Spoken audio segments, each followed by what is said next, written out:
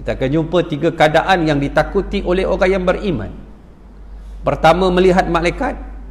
Kedua, sakratul maut. Ketiga, su'ul khatimah, mati yang teruk, mati yang buruk. Sebab itu inilah keadaan-keadaan yang kita kena faham.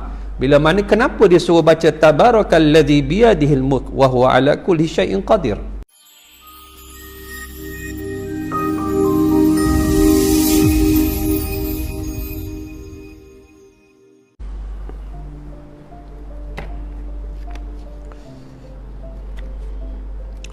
Assalamualaikum warahmatullahi ta'ala wabarakatuh. A'udzu billahi samii'il alim minasy syaithanir rajim. Bismillahirrahmanirrahim. Alhamdulillahilladzi adhaka wa abka wa amata wa ahya wa as'ada wa ashqa wa adalla wa hada. والذي أنزل القرآن على خاتم الأنبياء والمرسلين فرفع به أقواما ووضع به آخرين فمن اتبع هداه كان من السعداء ومن أعرض عنه كان من الأشقياء أصلي وأسلم على قائد وقدوتي وحبيبي وقرة عيني سيدنا محمد ابن عبد الله صلوات الله وسلامه على سائر الأنبياء والمرسلين والصديقين والشهداء والصالحين والمجاهدين ومن تبعهم بإحسان إلى يوم يقوم الناس لرب العالمين أما بعد اللهم أصلح قلوبنا وأزل عيوبنا وتولنا بالحسنى وزينا بالتقوى واجمع لنا خير الآخرة والأولى وارزقنا طاعتك ما أبقيتنا. Wahai Allah, perelokkan hati kami, cabutkan keaiban dari diri kami, dorongkan kami pada jalan-jalan kebaikan, hiaskan hati kami dengan ketakwaan, himpunkan bagi kami kebaikan akhirat dan dunia, rezekikan kepada kami ketaatan kepadamu selagi mana kami hidup menumpang di atas muka bumi. Amin ya rabbal alamin. Yang saya hormati lagi saya kasihi Tuan Imam, Tuan Bilal, para ustaz, alim ulama, seluruh barisan kepimpinan Surau Seri Baiduri, UK Bistari, UK Perdana, tuan-tuan, para penonton yang dirahmati oleh Allah Subhanahu wa taala daripada page Geng Ustaz Cintakan Ulama. Mudah-mudahan Allah berkati kita, mudah-mudahan Allah limpahkan kurnia yang berkekalan, berterusan dalam bulan-bulan yang mendatang, insya-Allah. Insya-Allah pada malam ini sebagai mukadimah kepada kita, di sebalik tabir kematian, yang ditulis oleh tak lain tak bukan Hujjatul Islam, seorang ulama yang meninggal pada kurun ke-6 Hijrah, lahir pada kurun ke-5 Hijrah, iaitu tak lain tak bukan Abu Hamid Muhammad bin Ahmad Al-Ghazali, yang lahir pada tahun 450 Hijrah dan meninggal dunia pada tahun 505 Hijrah. Meninggal pada tahun 505 Hijrah bersamaan dengan 1111 Masihi. Ulama yang tersohor, yang banyak menulis dalam bidang tauhidnya. Antara kitab yang terkenal Al-Iqtisadu fil I'tiqad, kitab yang besar, kitab yang qayyim, yang baik, dan terkenal juga dalam siri-siri penulisan yang lain. Al-Munqidh minad Dalal, dalam tasawuf dia ada Ihya Ulumuddin yang menjadi rujukan kepada kitab induk dalam bidang tasawuf, dan juga dalam kitab-kitab yang lain yang cukup banyak hasil daripada penulisan yang ditinggalkan oleh Tok Guru ini, yang telah memberikan kepada kita santapan jiwa, sehinggalah pada hari ini walaupun dia sudah meninggal dunia, namun masih lagi kita dapat menggunakan karya-karyanya sebagai perkongsian kita yang hidup, yang perlukan kepada suntikan-suntikan dalam tauhid, dalam fiqh, dalam tasawuf, dalam pelbagai bentuk disiplin ilmu dalam kita duduk kita memperkukuh dan memperkasakan kefahaman kita kepada agama yang kita kasih. Mudah-mudahan Allah cucuri rahmat ke atas Tok Guru ini, insya-Allah. Kita pada malam ini insya-Allah sebagai mukadimah, kita nak tengok forward ataupun kata pengantar dahulu daripada kitab ini, insya-Allah. Boleh kita berhenti, azan berhenti dah kan? Azan isyak ke azan subuh? Subuh, alhamdulillah, insya-Allah subuh kita berhenti. Bismillahirrahmanirrahim, dengan nama Allah yang Maha Pemurah lagi Maha Penyayang. Selalu satu perkara yang amal yang baik, amal yang soleh, kalau kita mula dengan basmalah, basmalah, Bismillahirrahmanirrahim, dia dapat pahala. Maknanya kalau kita tak mula dengan basmalah, maka fahuwa abtar, maka terputuslah pahala kebaikan tersebut. Sebab itu setiap kitab bermula dengan basmalah. Segala puji hanya milik Allah yang dengan kematian al-maut dia memukul leher penzalim, mematahkan punggung para penguasa dan menghentikan angan-angan para kaisar ataupun maharaja.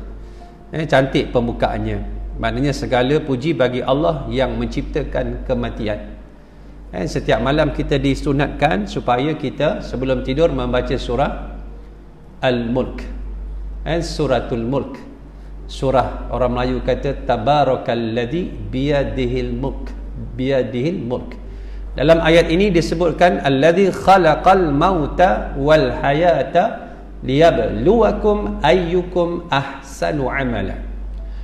Allah mendahulukan dalam kaedah uslub Quran, uslub bahasa Arab dan uslub sastra balaghah bahasa Arab. Allah mendahulukan kematian yang dipanggil taqdimul maut qabla al-hayat. Allah mendahulukan dalam ayat ini mati dulu baru disebut tentang hidup. Allah yang menjadikan kematian dan kehidupan. Maknanya hari ni kalau ada baby lahir, ada sebuah kehidupan, menjadi satu sejarah. Tetapi hari ni kalau malam ni ada kematian, dia juga satu sejarah. Satu sejarah. Di antara dua keadaan, mana yang lebih menakutkan? Mati. Mati. Nak sebutnya, hei manusia, aku bukan saja boleh menjadikan kehidupan, yang aku beri kehidupan, aku boleh rentap jadi kematian. Kaedah ini dipanggil uslubut takhwif. Dipanggil gaya ataupun bentuk yang menakutkan, memberikan satu perasaan kepada orang yang baca supaya diketuk minda dia, ketuk engkau baca tiap-tiap malam suratul Mulk. Otak ni tak masuk ke? Otak ni tak masuk ke? Sebab bila nak tidur tu, bismika Allahumma ahya wa amut, dengan namamu ya Allah aku hidup dan mati. Kita nak menuju tidur tu, nak menuju mati. Sebab tu tidur ni ada adab-adabnya.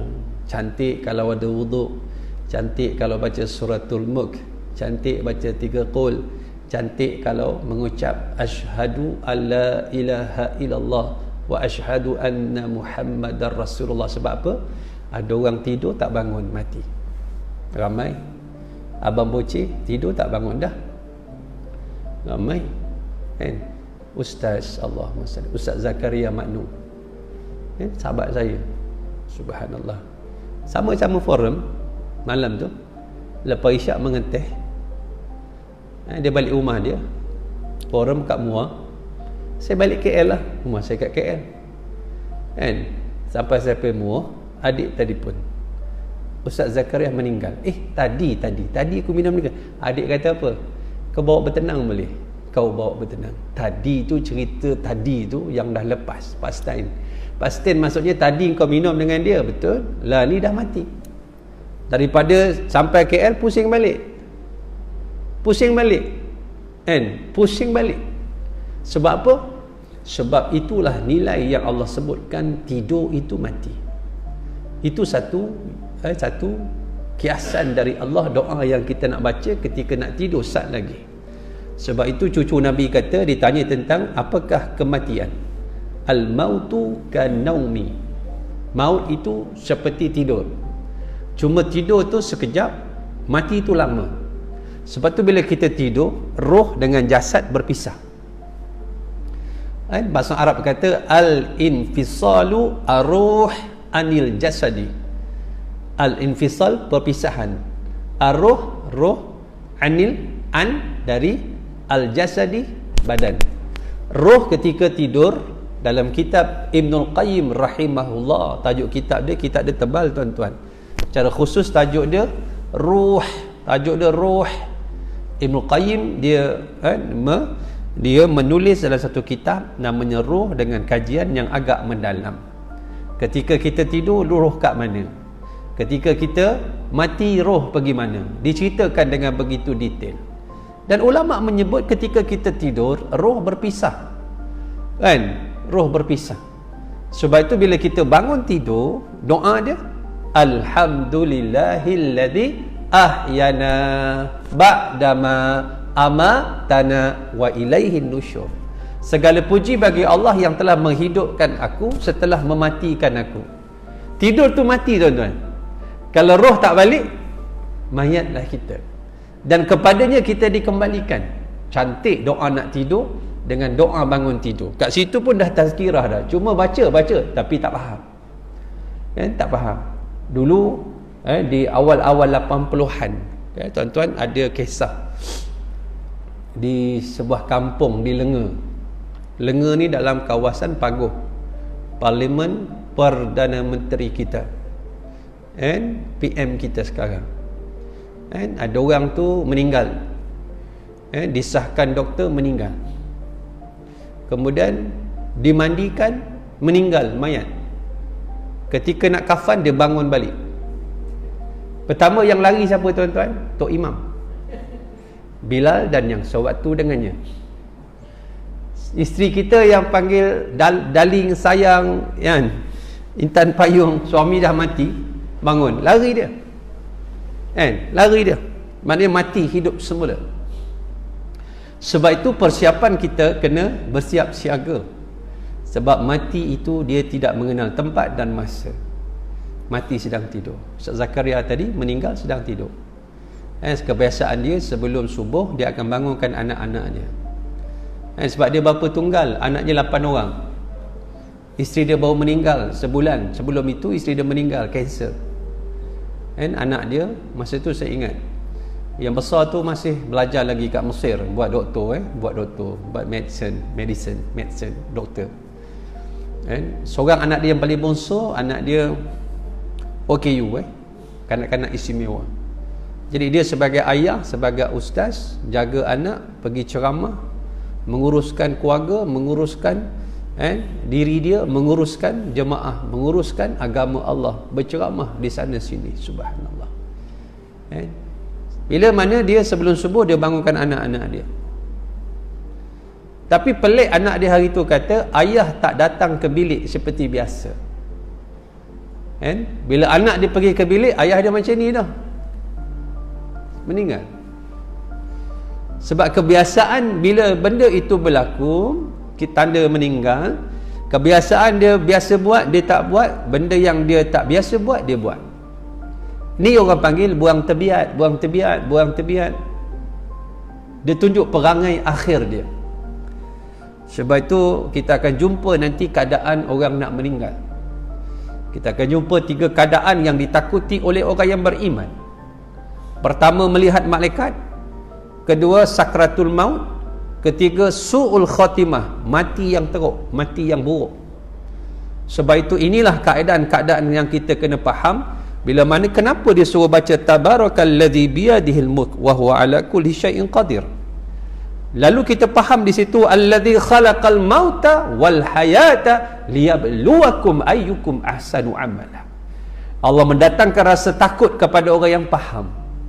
Terjemah bahasa Melayu tak nampak kekuatan dia, bila tengok bahasa Arab nampak kekuatan dia. Kekuatan dia ialah mendahulukan mati daripada hidup, menimbulkan rasa takut kepada orang yang beriman. Allahu akbar. Untuk apa? Liyabluwakum ayyukum ahsanu amala. Allah nak tengok daripada ujian mati dan hidup ini, siapa yang lebih baik amalan dia, siapa yang terbaik persembahan dia. Dia akan bawa bertemu dengan Allah. Sebab tu kemuncak kejayaan apa tuan-tuan? Kullu nafsin za'iqatul maut wa innama tuwaffawna ujurakum yaumal qiyamah. Nampak? Setiap bernyawa mati, kata Allah, dan akan dibawakan di segala amal-amal kamu akan dipertontonkan kepada kamu. Allahu akbar. Kita ni tuan-tuan, setiap orang ada 90 muka surat, buku lembaran dia. Setiap satu muka surat dia punya panjangnya sesayup mata memandang. Sesayup mata memandang akan dibentangkan besok di hadapan Allah. Tuan-tuan rasa duduk bila nak sebut wabillahi taufiq wa hidayah ni, tuan-tuan rasa rugi dah. Yang tuan-tuan rasa rugi ini akan dibentangkan besok. Ketika itu terasa, kalau aku tahu kuliah tu panjangkan sampai subuh, boleh Ustaz? Boleh mati. Tapi itulah hakikat dia. Tengok cantiknya mukadimah ni kata bahawa Allah yang mendatangkan kematian, dia boleh apa dia? Dia boleh matikan orang zalim, boleh matikan penguasa, raja, boleh menghentikan angan-angan maharaja Kaisar. Allahu akbar. Jadi kenapa orang jadi sombong? Dia lupa dia mati. Kita akan jumpa nanti dalam perbincangan raja yang sombong. Dia sombong. Allah kirim satu je orang tua, baju dia compang-camping, tegur dia, "Hoi raja, hoi raja." Raja pun bengang. Apa hoi? Pengawal dia, menteri dia, "Tuanku, kita tangkap dia." Kita penjara dia, penjara. Pengampu memang macam tu. Sebab raja berkuasa. Cuma raja kata tak apa, biar. Hari ni aku nak tenang-tenang, nak jumpa rakyat. Dah lama tak jumpa rakyat. Dia pun jalan dengan sombong.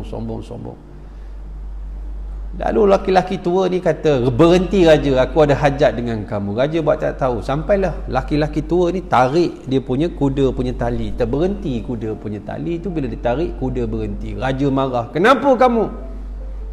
Turun kau wahai raja." Hebat orang, dah miskin, tua, sombong, langan raja sombong. Raja tu turun dengan penuh rasa murka dan kemarahan. "Ada apa? Mendekat engkau kepadaku. Mari aku nak bisik. Engkau seorang je boleh dengar, orang lain tak boleh dengar." Raja dengan penuh angkuh, sombong, rasa penuh kemarahan. Bila sampai kepada orang tua itu berbisik, "Wahai raja, aku malaikat maut." Tuan-tuan, raja ditarik ketika itu terus menjadi mayat. Lalu inilah yang kita kata, bila kita memahami hakikat ini, yang tadi dipuja, disanjung, orang pakat sokong dia, pakat bodek dia, ampu dia, bila mati tak ada seorang pun pedulikan. Sebab inilah bila kita memaham hakikat kematian, bila mati jadi sama. Raja bukan raja, mati jadi sama. Sama tuan-tuan.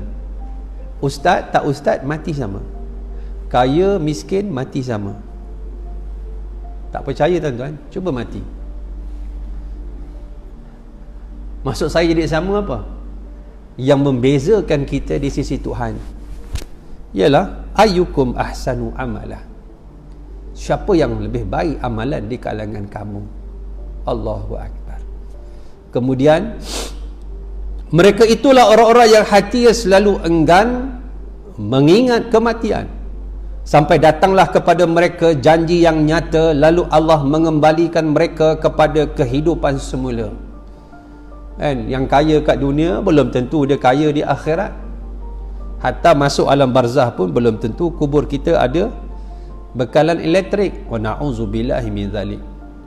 Jangan jadi orang yang kaya dunia miskin di alam barzahnya, jangan. Biar kita kat dunia miskin, melarat, orang tak pandang, tetapi Allah pandang kita. Cukuplah ya Allah, Engkau memandang aku ya Allah. Aku tak mencari selain daripada pandanganmu ya Allah. Dalam keadaan aku gelap, aku terang, seorang, ramai, aku nak Engkau pandang aku ya Allah. Sebab itu tuan-tuan, bila kita duduk di dalam pandangan Allah, tidak ada satu benda yang kita risaukan hidup atas muka bumi. Sebab dia memahami hakikat mati tu.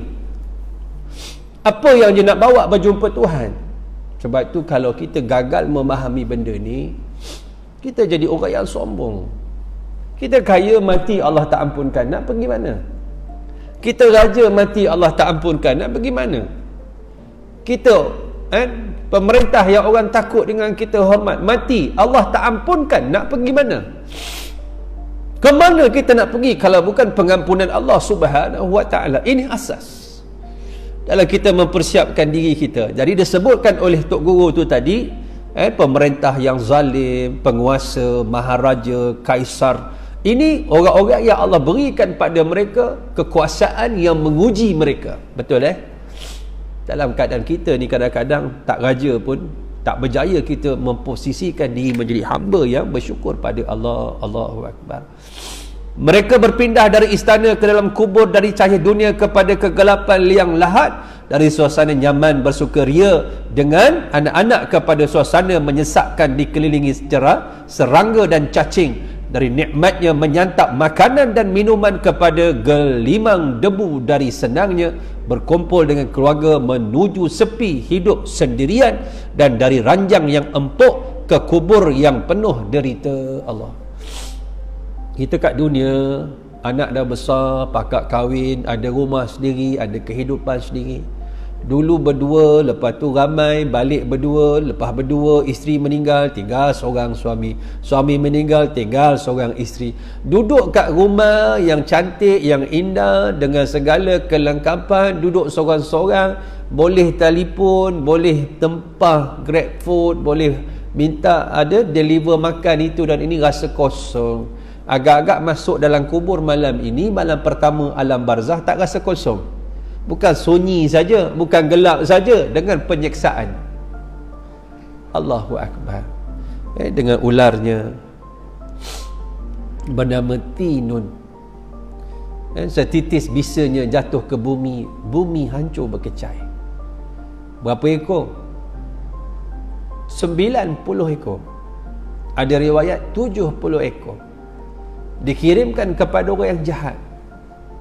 Nabi ambil tangan kanan, tangan kiri, Nabi buat macam ni, silang. Rusuk kanan, rusuk kiri, dihimpit, dihumban, dicongkel, diangkat, dirembat oleh malaikat Allah Subhanahu wa taala. Sampai bila? Sampai dibangkitkan kelak bila berlakunya kiamat. Allahu Akbar. Sebab tu kata ulama, kalau besok kiamat, hari ni ada orang jahat mati. Orang jahat yang duduk di alam barzah sehari, dia merasakan dia duduk di sana puluhan ribu tahun. Dia juga merasakan dengan perasaan yang sama dengan orang yang mati awal dalam keadaan orang jahat. Berbeza orang yang baik. Malaikat kata, "Nam naumatal arus." Tidurlah kamu seperti mana tidurnya pengantin. Allahu Akbar. Tahu pengantin tidur? Pengantin tak tahu. Tuan-tuan tak pernah kahwin Bukan pengantin zaman lah ni, zaman dulu yang tak ada gewe, tak ada mawa, tidak ada cekaro, cengkodok, macam-macam tak ada. Tak pernah jumpa. Marriage. And isteri 15 tahun, suami 30 tahun, tak pernah jumpa. Tak pernah kawan. Bila pergi meminang, yang pergi meminang tu bukan laki-laki tu, bukan keluarga laki-laki tu, bukan saudara mara laki-laki tu. Dipanggil orang yang jauh sebagai orang mediator, pemudah cara kepada urusan meminang.